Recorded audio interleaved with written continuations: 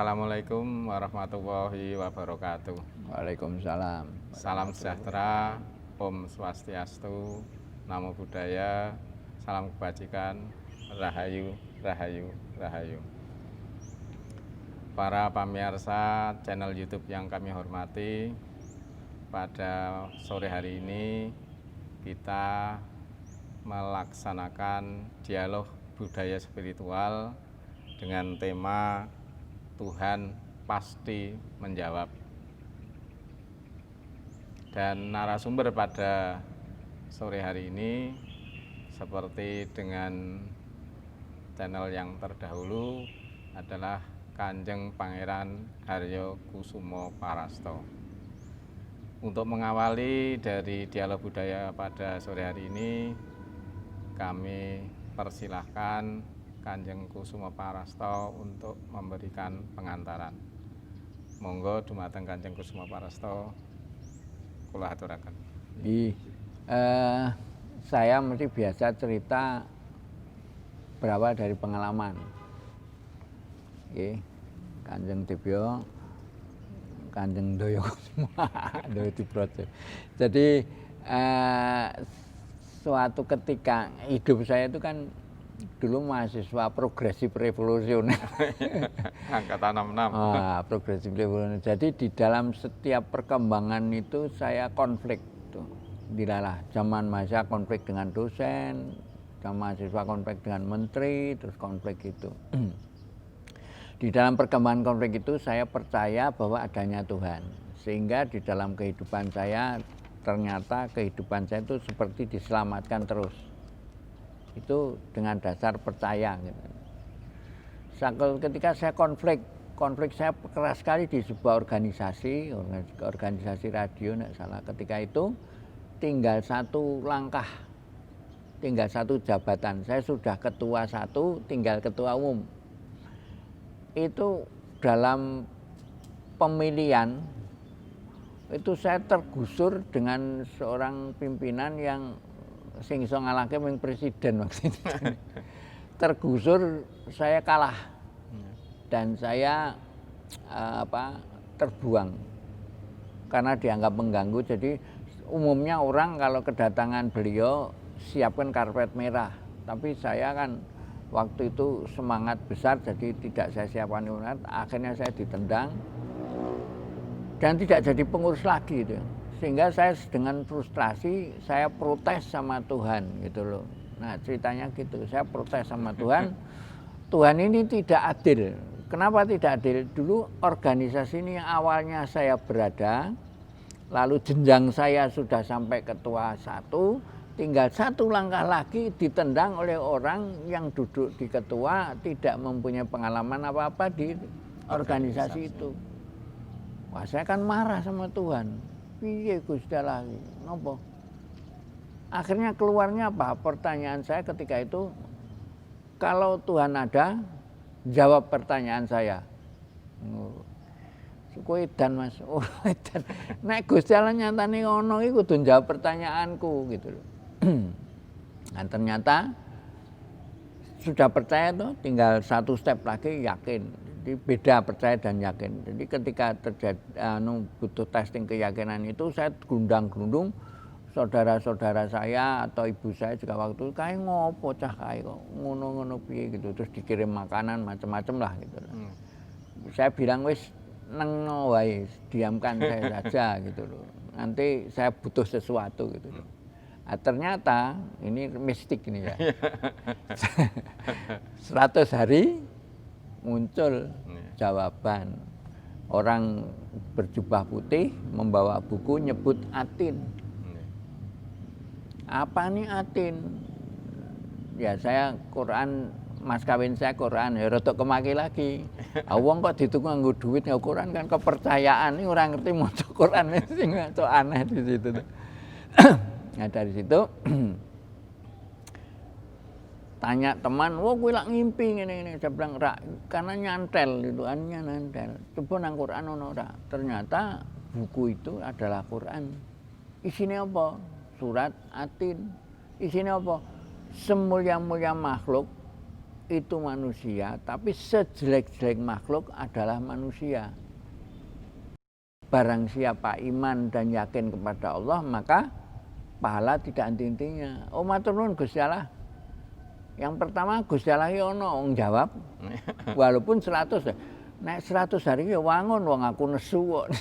Dan njaluk itu bukan, tadi kan beda dengan ketika ekspos yang kemarin adik saya itu kira-kira kan pasrah jadi 2 minggu, kalau saya 100 hari.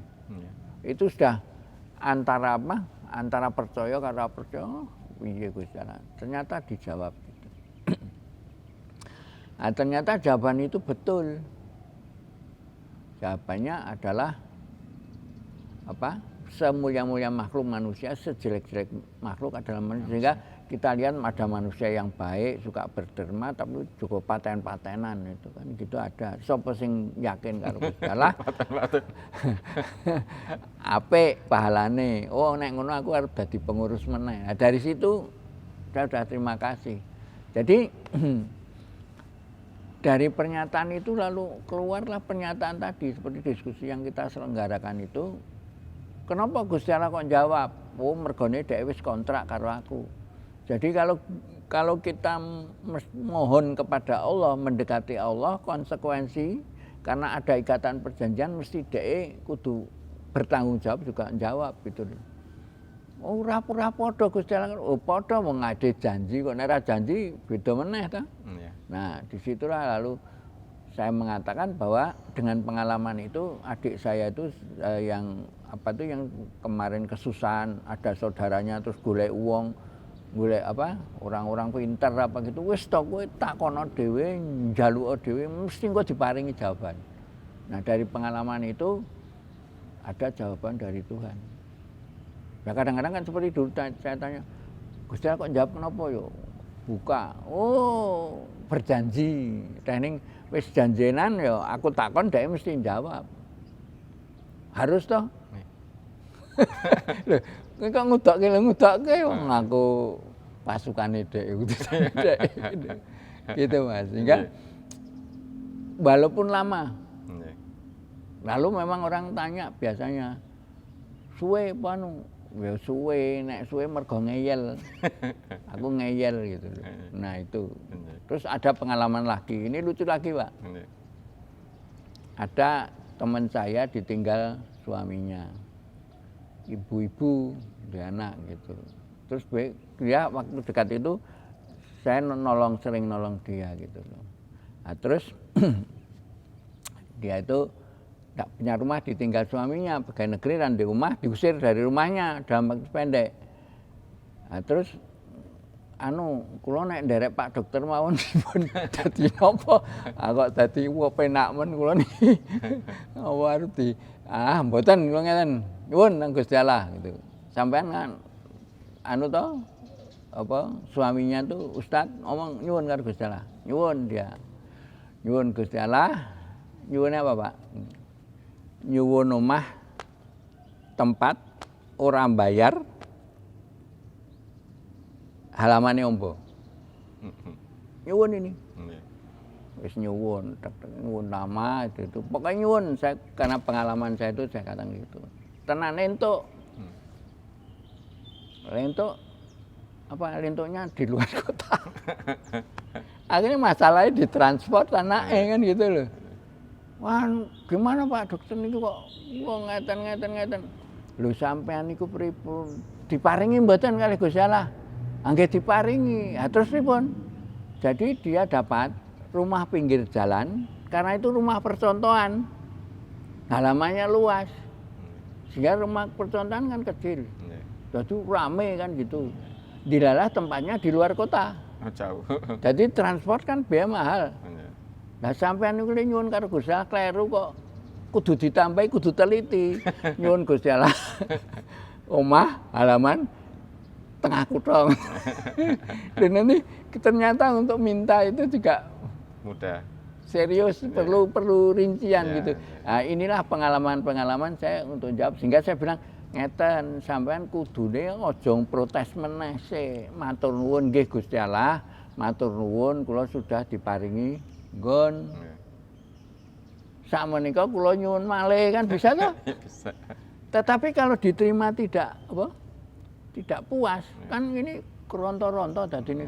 Omah pinggir dalan, omah ngene-ngene wah macam sampean malah saya panas awake. Saya lara gitu. Jadi Gusti Allah jawab toh, jawab panggih nyuwun meneh. Gitu. Akhirnya ya dapat juga lagi sih. Ini jadi dengan demikian itu Tuhan pasti jawab. Pengalaman itu, Pak. Nggih, nggih. Ngaten bahwa Tuhan pasti menjawab itu berarti kan ada hubungan antara manusia dengan Tuhan. Nggih. Nah, hubungan manusia dengan Tuhan ini bersifat fungsional atau bersifat struktural atau bagaimana? Soalnya kan manusia itu rata-rata, ya saya sendiri kan juga sering protes. Lu aku kok ngene itu gimana? Lu saya itu karepe ya.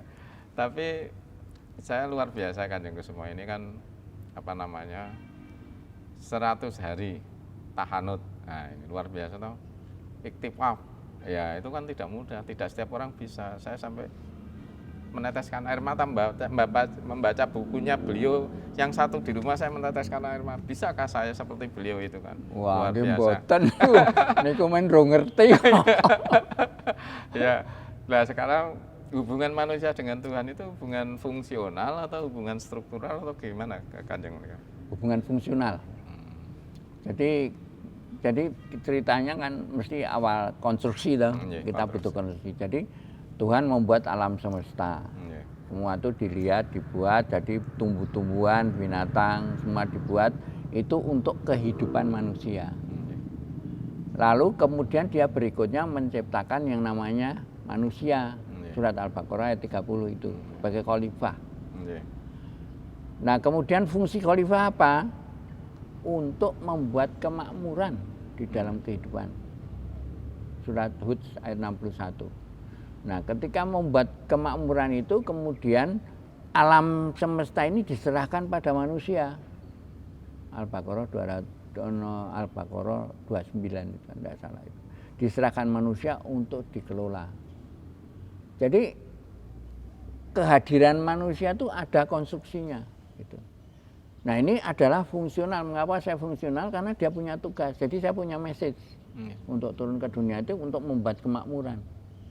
Yang pada akhir pertanggungan jawab, nah ini karena pada ruh tadi ada ikatan perjanjian, pada akhir perjalanan pertanggungan jawab kita diminta pertanggungan jawab oleh Tuhan. Kan jadi fungsional itu. Jadi tugas kita untuk memakmurkan. Berarti manusia itu diturunkan ke dunia punya misi, Tuhan punya misi. Punya misi. Ya, gitu.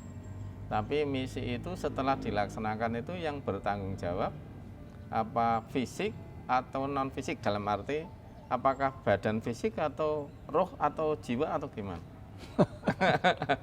Wah, ini dhuwur nih. Gini, hidup itu jane adalah perjalanan ruh. Jadi ruh di mana? Saya pernah ditanya, ruh nang di Mas?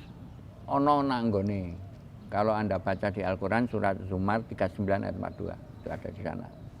Reproduksi roh tidak dibuka oleh Tuhan. Tidak dibuka gitu. Tapi ketika ruh datang ke dunia, itu ikatan perjanjian ada sebelum dia dimasukkan kepada janin. Ketika janin metu, Gusti Allah ra ketok, ruh bingung. Ono sing tetap percaya, ada yang tidak. Kan kuncinya ke situ. Nah, ini dalam perjalanan masing-masing. Setelah, artinya kalau nek wong 6 bulan nang kapsul, jasad itu kapsulnya itu tadi. Nah, ini kan melakukan kegiatan perjalanan seperti tadi dimisikan untuk menjadi apa? Menjadi khalifah, untuk memakmurkan dengan konsep Tuhan. Jadi artinya konsep Tuhan, komunikasi dengan Tuhan itu harus tetap berjalan. Nanti di akhir perjalanan si jasad itu dari mana toh? Dari reproduksi antara bapak sama ibu. Mekanisme. Kalau awal-awal Tuhan buat sendiri. Tapi kemudian mekanisme yang kedua Tuhan membuat sistem. Sehingga orang kesel deh. Lanang wedok dadi, lanang kawin ra kawin ya, zina dadi. Jadi orang mau kesel ya. Jadi Tuhan itu tidak lelah ya pancen dia membuatnya dengan sistem. Nah, ketika itu mekanisme jasad dibentuk oleh ayah ibu, ruh dimasukkan, kemudian ketika mati jasad itu dikubur. Asih ruh keluar. Ruh inilah yang bertanggung jawab. Makanya manungsa kuwi janjane sangkan paraning dumadi. Itu kan perjalanan ruh. Ruh dari mana kembali kemana. Nah, awalnya dari surga, apakah kembali ke surga atau neraka? Nah, itu lain kali kita bicara. Iya, tapi Kanjeng yang di penglihatan mata kita itu kan sehari-hari, sebagai contoh misalnya kalau seseorang itu berbuat tidak baik, misalnya mencuri. Kalau mencuri itu kan kemudian terus digebuki kalau ketangkap. Nah, pengertian digebuki ini apakah pertanggungan jawab fisik atau pertanggungan jawab roh ngaten? Digebuki pertanggungan jawab fisik. Artinya digebuki rung karuan mari. Dilebokke mbui nyolong meneh. Kan banyak kan Anda. Wis dilebokke mbui. Jadi gini, dalam konsep Tuhan itu adanya bui. Itu seharusnya kan sebagai lembaga untuk keselamatan kita. Bui itu kan fisik dibatasi, sehingga dengan fisik dibatasi ruh itu bisa.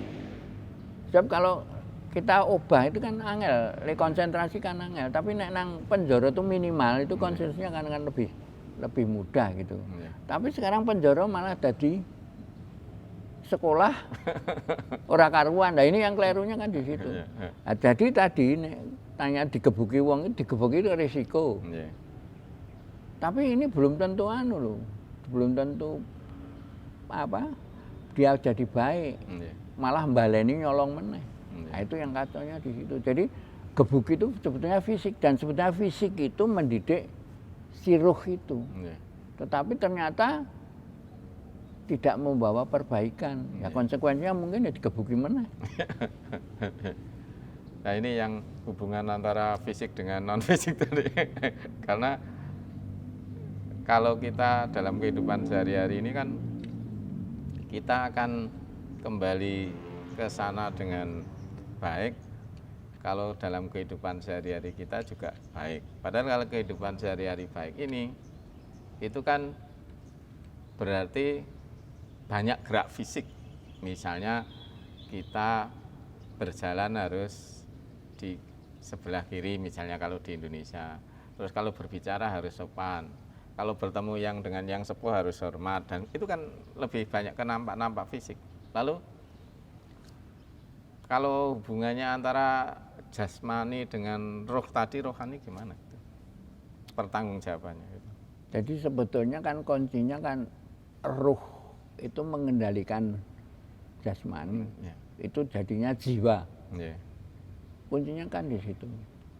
Nah, jadi nanti di dalam perjalanannya sejauh mana kekuatan ruh mengendalikan jasad terhadap kelakuan, nanti kan terhadap akan ketemu sunatullah. Wong nek nyalai wong, akhirnya kena dibalik itu. Gitu kan gitu. Jadi begini, satu ketika ini pengalaman juga.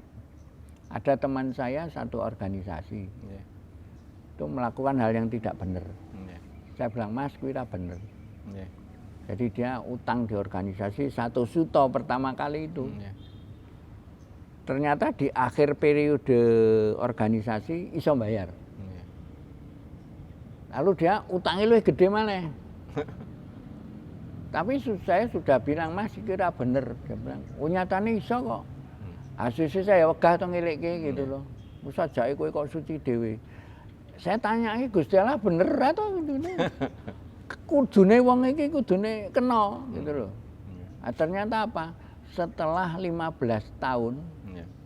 itu dia main lagi itu di satu organisasi. Iya. Utangnya berapa? 400 juta. Hmm.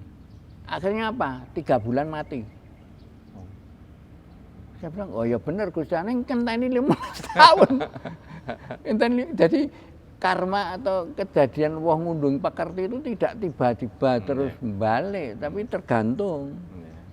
Karena itu tadi toh 100 juta iso balik, Iya. 200 juta iso balik. Kan tadi oh iso nek ngono, adilalah kena gitu 400 juta.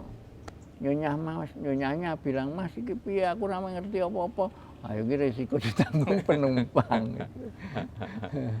Jadi gitu Mas. Jadi ruh mengendalikan jasad. Jasad nih. Tapi juga punya pengalaman-pengalaman hidup yang ini toh keberanian karena ini apa dikuasai oleh nafsu dia. Iya. Iya. Ya memang kalau saya di rumahnya ono sing jogo, jadi dia punya industri sebetulnya. Oh, iya. Tapi saya bilang lakumu kira bener. Nah, dia mengatakan, wah aku disantet Mas. Di terakhir ketika dia mau pulang itu kan sakit. Iya. Ya saya ngeri lorong ya mergane kuwi to. Ono sing disantet, ono sing gitu lho. Ngunduh wong pakarti. Ngunduh waing pekarti. Jadi kita tuh kadang-kadang kan tidak sabar malah. Iya. Wong ngunduh waing pekarti itu tidak tiba-tiba terus mukanya kok penak men nyolong kok iso terus ya rung karuan. Pirang itu sekitar 15 tahun. Baru ini kan pengalaman juga kan Iya. di ten gitu. Iya. Ingatan. Nggih. Kembali ke hubungan Tuhan dengan manusia. Tuhan pasti menjawab. Tapi kan cara berhubungan dengan Tuhan itu kan macam-macam. Nah, kalau Tuhan itu memberikan jawaban, itu mekanismenya bagaimana atau metodenya gimana kan? Nah, ini gini. Jadi pengalaman saya tadi kan mimpi. Iya.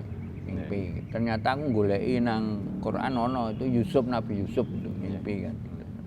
Tapi masalahnya kok cedak kan kok ditanya Gusti cedak. Cedak nang ditong nih, cedak tanpa sesenggolan. Gitu kan. Dawon. Tapi kalau jawaban itu tidak langsung. Nah, kenapa jawaban tidak langsung? Itu ditunjukkan pada kasus Nabi Musa. Ingin lihat Tuhan. Kan ditunjukkan. Ndelok nek kowe pengen weruh aku ndelok apa? Ndelok gunung kuwi. Ternyata gunung itu jebol. Berarti energi toh. Berarti tidak kuat dia melihat itu. Jadi kalau kita berhadapan dengan Tuhan, Tuhan memahami bahwa makhluknya tidak akan kuat gitu. Maka sistem mekanismenya tidak dilakukan tatap muka.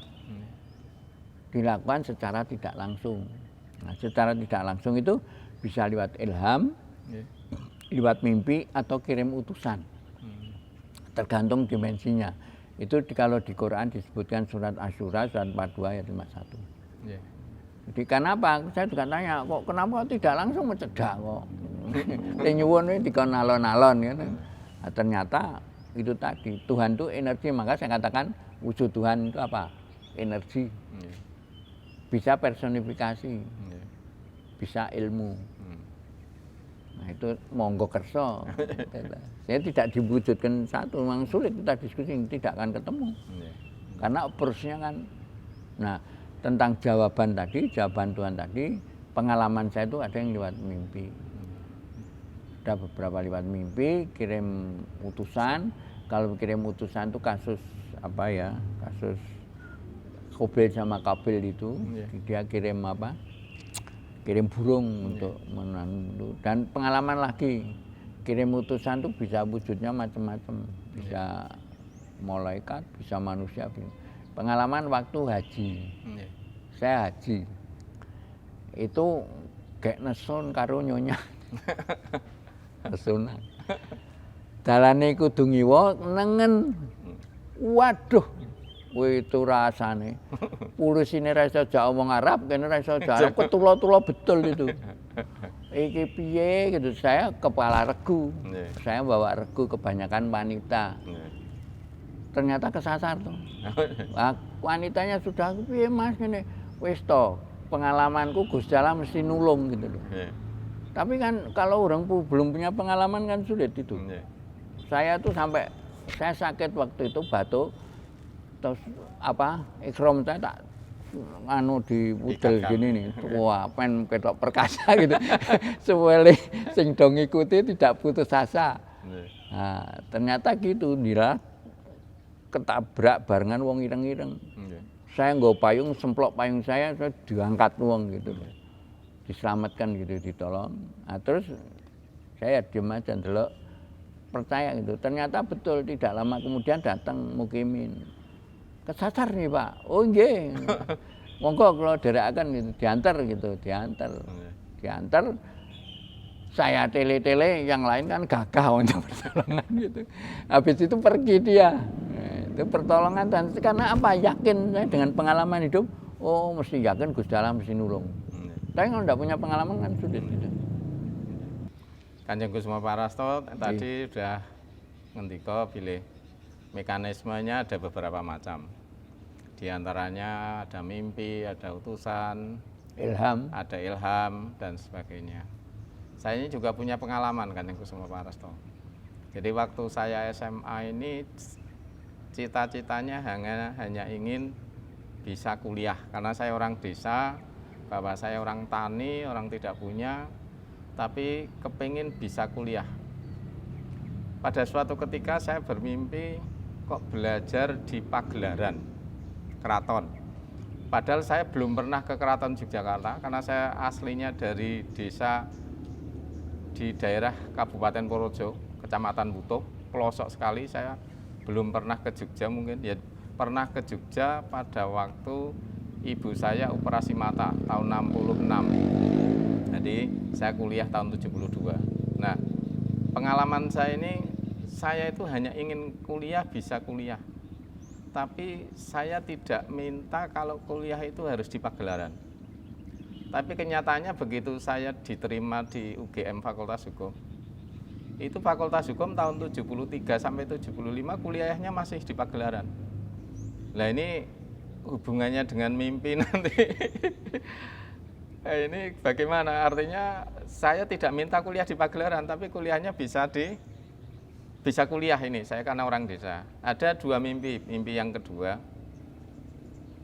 suatu hari saya sudah bekerja, kebetulan setelah kuliah selesai saya diterima di pemerintah daerah Istimewa Yogyakarta. Kebetulan kantornya waktu itu di Kepatihan. Setelah berkarir kira-kira 20 tahun, jadi tahun 80 saya diterima, saya tahun 2004 itu saya bermimpi. Kalau saya, jadi rumah saya yang di kampung sana, kedatangan Ngarso Dalem.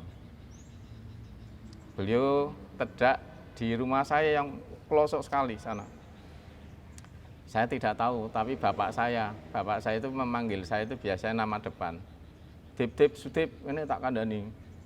Wae bosmu rawuh, piye? Koyo Jawa ado-ado piye. Lah saya terus mendekat. Ternyata Ngarso Dalem betul, beliau nitih mobil. Nitih mobil terus tanya. Saya tanya sama beliau, Ngarso Dalem kok tedak wonten gubuk dalem kados pundi? Lah jare ibumu gerah, aku tilik ibumu, tapi aku engko balike tak numpak kereta ya. Wah, saya jadi bingung. Tindake nitih mobil, kondure ngersake nitih kereta. Saya terus lari ke gedung tempat museum kereta. Lari ke sana dan petugas kereta itu terus membawa kereta itu sampai ke rumah saya.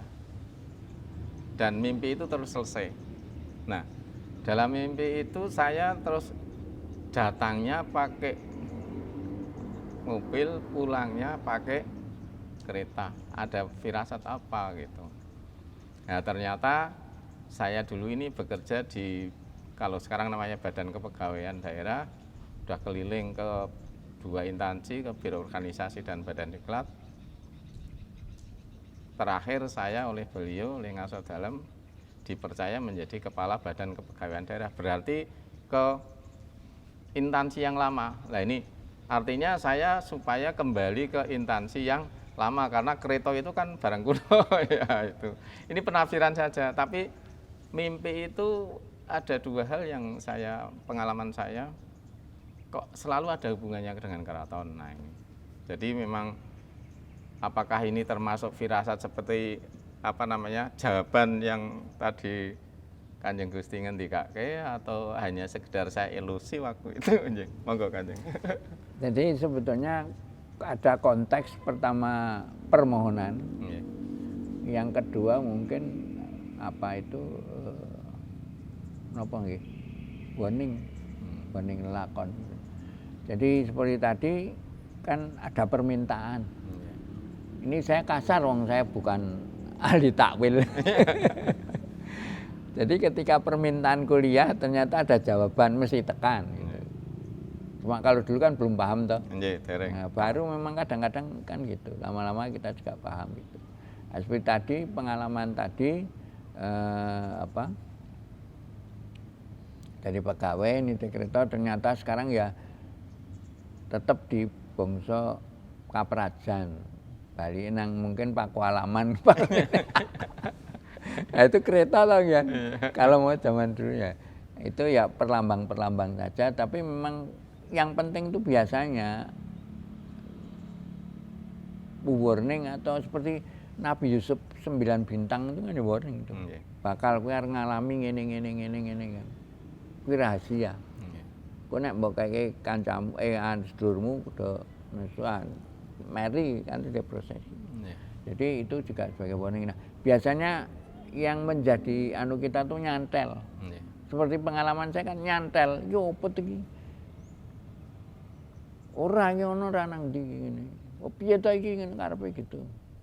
Nah, ternyata tuh balik pengalaman tadi, oh Gusti Allah ya pinter. Lho kok pinter? Ngomong ming sepisan bar kuwi kon nglakoni terus kok apa? Ada yang ngekeki buku kowe.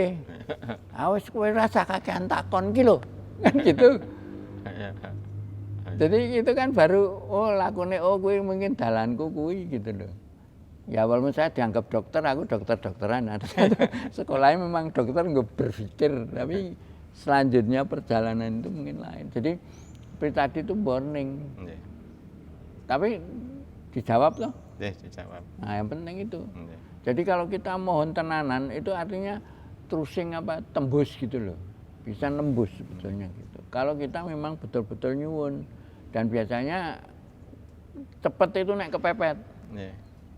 Sebab kalau kepepet itu ndak ada alternatif gitu. Jadi lepas ke tenanan. Tapi nek isih kira ini dalan itu rodok suwe. Seperti saya tuh ngeyel, jadi rodok suwe gitu. Ya wangun aja. Jadi tak tes kowe gitu loh. Tadi kan ngendika ada ilham, ada utusan ini.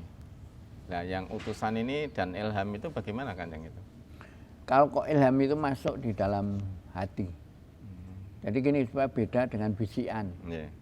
Kan kadang-kadang orang mengatakan aku untuk bisikan gitu. Nah, kalau menurut pemahaman saya, bisikan yang lewat panca indera itu adalah hubungan antar makhluk. Kita hati-hati. Jadi seperti jin itu, pertama kali kita bisa membantu, tapi kalau sudah mulai ketergantungan, mulai main dia. Jadi dia kelihatannya ya pinter juga dia. Licik, ya? Tidak segera-segera dianu kan, tapi dibantu dulu, sudah dibantu dibuat ketergantungan. Tuh. Seperti teman saya pernah cerita, Pak, Mas, aku ki pertama kali itu dia tuh gulei misalnya ada kunci lang. Kunci nang di jine bisi. Kuwi nang isor ya memang ada. Tapi makin lama dia lakukan. Akhirnya apa? Dia bosan sendiri. Karena apa? Ketergantungan karena dikendalikan oleh itu. Jadi konsepsinya kalau ilham itu masuk di hati. Jadi kalau hubungan dengan Tuhan itu mulai dengan dikatakan Al-Qur'an itu sebagai petunjuk yang ke hati itu le maca nganggo ati. Gitu anunya, Mas. Menawi utusanipun tadi. Kalau utusan ya seperti tadi. Kita sedangkan ruwet, dilalah kirim utusan. Ya pengalaman saya sederhana tadi, bingung nggak iso balik kirim utusan, sederhananya ke situ. Wah, karena apa? Saya yakin, tapi naik haji waktu itu tahun 94 tuh, waduh, itu hanya setengah hari atau berapa jam rasanya, Pak. Luar biasa itu. Iki kok ngene ta, yo nang tanah suci kok ya dianukan gitu. Oh, apa iki ya ngono. Kan itu saya juga ngomong ibadah, jadi ibadah yang paling ora enak gitu loh. Wah, kowe kurang konsentrasi, ora enak nang kono gitu loh. Mangan antre, nang WC antre. Bar kuwi sak kamar, kalau dulu sak kamar ana sing ute-ute. Ono itu kan sudah wis sudah penak tenanan saya bilang gitu. Tapi disitulah kita diuji dengan suasana yang begitu, bagaimana sikapmu. Nah, disitulah jenenge takwa. Kan beda persepsi melihatnya gitu. Jadi ketika utusan itu, ketika saya kesasar itu yakin aja mesti ono sing nulungi gitu. Padahal itu meng di balik bukit gitu. Itu kalau bukit itu kudune nengen, kudune ngiwa aku nengen. Mergone apa? Nengen saya nesu karo nyonya. Akhirnya le nyekel kraket banget gitu. Gitu kadang gitu. Nah, ternyata nesu we ra entuk. Ya bener kok anda. Nesan we ra entuk, nek nesan kowe kacau gitu loh. Jadi oh, bukti-bukti gitu loh. Ya Kanjeng, jadi saya tadi mendengar antara bisikan dengan ilham benten ya, Bu. Karena kalau bisikan itu berarti kan berasal dari makhluk. Makhluk. Kalau ilham itu dari hati. Kalau bahasa saya, Tuhan itu bersemayam di kolbu, gitu. Berarti kan di dalam kolbu kita itu ada penglihatan kolbu, pendengaran kolbu, penglihatan kolbu, lalu perasaan kolbu. Nah itu, jadi ada rasa kolbu. Tapi kalau ilham ini makhluk, entah itu namanya jin, entah namanya roh halus yang gentayangan, mungkin ini pandangan saya. Nah kemudian selain ilham utusan dan apa namanya tadi bisikan, itu apakah tidak ada jalan lain, Kanjeng? Jadi sebentar, sing ruh tadi nggih. Yeah. Jadi ruh itu sebetulnya konstruksinya adalah tadi sangkan paraning dumadi. Jadi ruh itu tidak ada yang gentayangan. Yeah. Jadi ketika kontrak, ya dia masuk ke dalam jasad, kemudian berfungsi, dia kembali. Jawaban Tuhan itu bisa ilham, bisa bisikan. Bisa utusan. Nah, apakah tidak ada metode jawaban lain? Monggo, Kanjeng Kusuma. Yang penting itu kan pertama bahwa jawaban itu tidak mungkin langsung. Maka metodenya adalah ilham, mimpi, atau kirim utusan. Utusan itu bisa binatang, bisa macam-macam. Dari pengalaman tadi di haji tadi, pengalamannya ya utusannya manusia. Jadi kan, tapi karena mungkin teman-teman itu sudah, teman di belakang saya kan sudah putus asa. Iki kesasar ngomong karo wong polisi Arab ra iso omong. Dilalah itu minggir itu di tempat Branwir. Pemandu usir-usir gitu. Wah, wis kacau banget. Tapi saya yakin Tuhan akan kirim utusan. Nah ketika itu, kemudian ketika saya minggir, ada utusan datang yang kesasar. Oh nggih, monggo kula dherekaken gitu, diantar. Jadi tergantung situasinya gitu. Jadi dimensinya adalah itu tadi. Kalau bisikan itu hati-hati, karena bisikan kan pakai panca indera.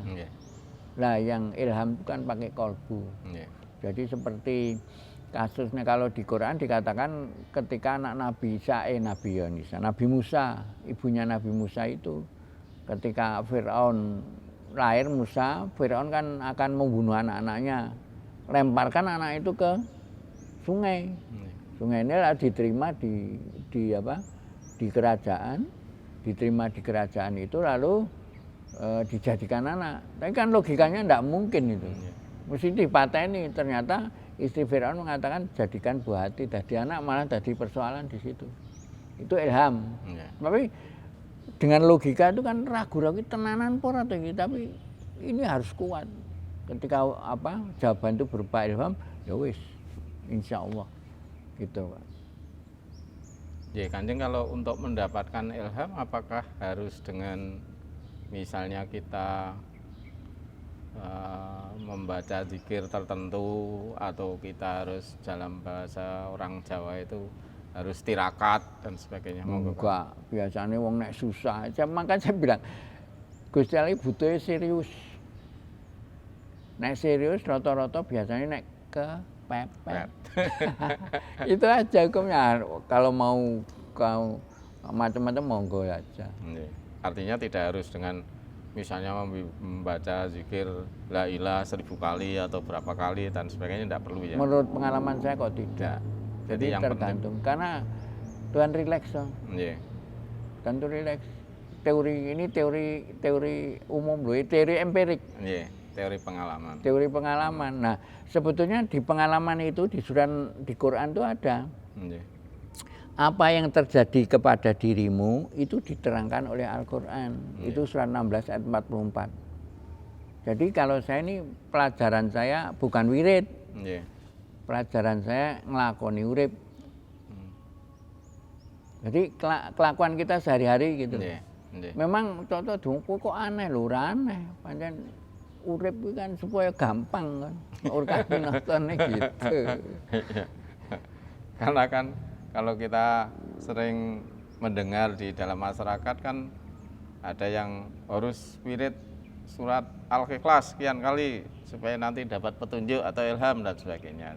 Berarti tidak harus seperti itu. Artinya yang penting kita sungguh-sungguh dan kita jalani kehidupan ini sak madya itu kita nyampe itu.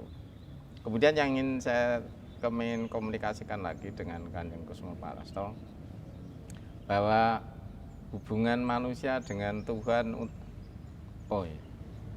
hubungan manusia dengan Tuhan itu kan begitu simpelnya ini. Tapi mengapa banyak orang-orang yang mempersulit diri, kan? Makanya ini kan kita dialog ini kan kita mempersederhanakan. Ada yang nganggap kuwi kudune ngene ora. Kuwi ngene cukup gitu. Nek anggere tenanan, sing butuhke itu kan tenanan. Jadi tidak perlu dengan rangkaian yang mungkin rangkaian macam itu karepe tenanan gitu loh. Jadi wong lakoni ini tenanan le nyuwun gitu loh. Tapi kalau kita sederhananya anggere kowe tenanan mesti Gusti Allah paringi. Lho kok ngono Mas? Lah wong ade karo Gusti Allah kontrake. Dia berkewajiban menjawab. Nah, tapi kalau saya ngomong gini kan banyak orang marah. Apa hubunganmu memaksakan? Loh, kita tuh punya agreement. Jadi nek aku salah beliau mengingatkan bagaimana perjalanan manusia menjalankan tugas beliau itu bisa berjalan dengan baik gitu. Para pamirsa YouTuber yang saya hormati, yang kami hormati, demikianlah dialog budaya spiritual dengan tema Tuhan pasti menjawab. Sore hari ini kita akhiri dan kami juga mengucapkan terima kasih kepada Kanjeng Kusuma Parasto yang telah berkenan menjadi narasumber, dan beliau itu sangat luar biasa karena kesungguhannya berhubungan dengan Tuhan, beliau mendapatkan jawaban. Mudah-mudahan kita bisa bersama beliau. Amin. Para pamirsa yang kami hormati, akhirul kata, wassalamualaikum warahmatullahi wabarakatuh. Waalaikumsalam. Salam sejahtera untuk kita semua. Om Swastiastu, Namo Buddhaya, Rahayu, Rahayu, Rahayu.